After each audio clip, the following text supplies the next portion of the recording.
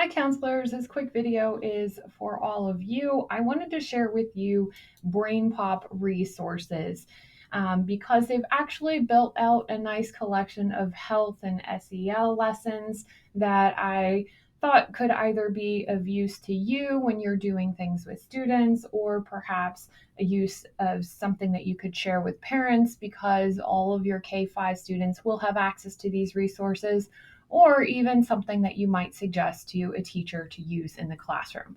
So to get to BrainPop or BrainPop Jr., you're going to go to Clever. If you haven't been to Clever before, you're going to open up your browser and type in clever.com/in/NOCS.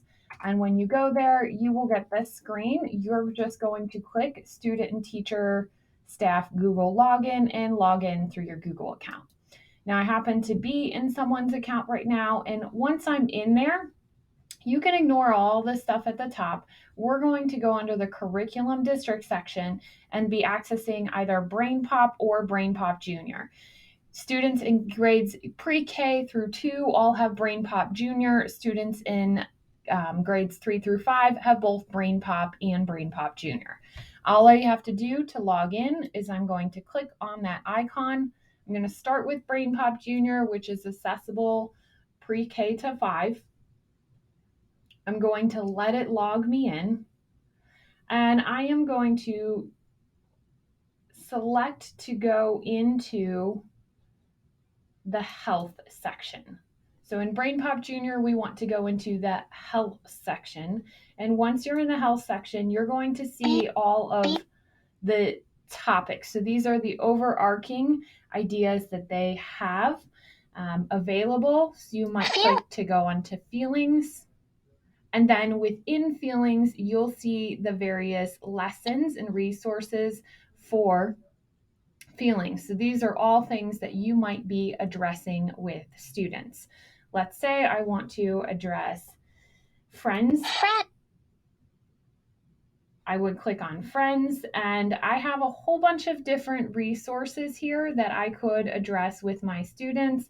But some things that you might just gravitate towards is the little Moby video that goes along with the lesson. There's a transcript so you can read exactly what the video talks about. Moby's great because he doesn't talk. He's the robot that says nothing, but he has a lot of facial expressions. So it's great to talk about thinking about what Moby might be saying or thinking during that video. There are various activities down here that you could simply put on the board and go through together as a lesson.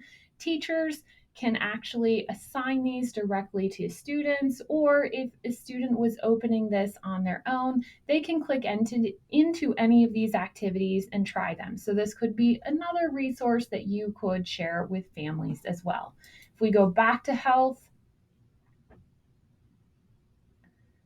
and we'll go into be responsible. You'll see that we've got a few things for being responsible.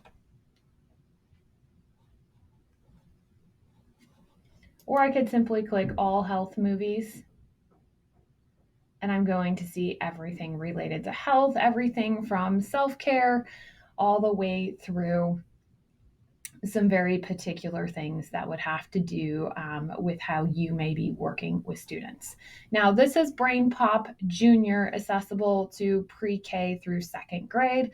Let's take a look at regular BrainPop, which has even more and goes a little higher in grade level. This is currently accessible to grades 3 through 5. So in grades 3 through 5, once I log into BrainPop, I'm going to scroll down and I'm just going to click Health and SEL. Once on Health and SEL, I can take a look at this through seeing the overarching units. So if I want to talk about conflict resolution, I can click on conflict resolution, and then I see all these lessons that have to deal with conflict resolution. Whether you want to talk about some very specific topics or you want to use some specific characters or individuals in order to dive further into that topic. We're going to click that heart to go back. The other way that I can view this is by topic. So this goes all the way down to those lessons, and there are lots of things here. As you notice, I keep scrolling down. I'm only in the F's right now. So that can be a lot to process. However, they've created resources like coronavirus or depression, dealing with death, things that may help you provide some of that guidance to either teachers, students, or families. If you have any questions about using any of these resources, don't hesitate to reach out, but I wanted you to know that this is just another tool we have available to you.